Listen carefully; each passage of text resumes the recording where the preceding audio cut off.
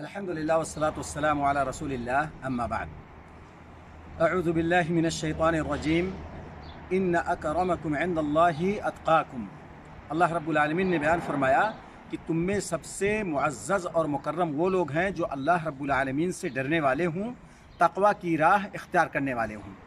اس وقت اگر آپ دیکھیں گے تو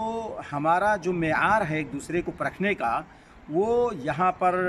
مالداری کو لے کر کے اور دیگر دنیاوی چیزوں کو لے کر کے ہمیں پرکھا جاتا ہے، اور اسی اعتبار سے ہماری کیٹیگری بنائی جاتی ہے، ہمیں اسی اعتبار سے عزت دی جاتی ہے۔ لیکن اللہ رب العالمین کے ہاں یہ معیار نہیں ہے کہ دنیا میں کوئی لمبا چوڑا ہے یا مالدار ہے یا دنیاوی اعتبار سے بہت بڑھا ہوا ہے۔ اللہ رب العالمین کے ہاں یہ معیار نہیں ہے۔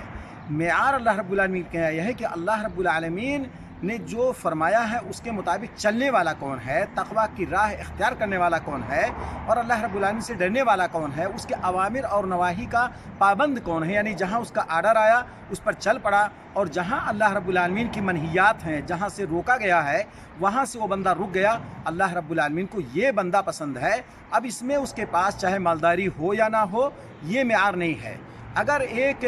راستے پر فٹ پاتھ پر بیٹھا ہوا شخص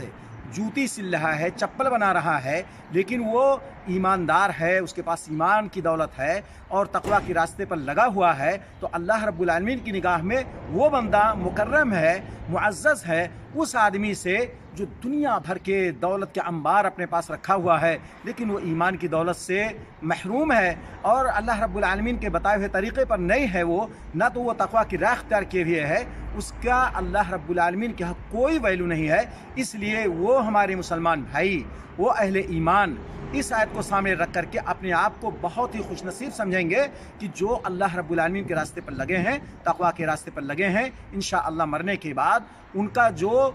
حشر ہوگا اللہ رب العالمین کے ہاں، جو اللہ رب العالمین وہاں مہمان نوازی کریں گے، وہ اپنی اسی تقوی کی وجہ سے وہاں پر پائیں گے۔ اللہ رب العالمین ہم سب کو تقوی کی راہ پر چلنے کی توفیق عطا فرمائے۔ وآخر دعوانا ان الحمد للہ رب العالمین۔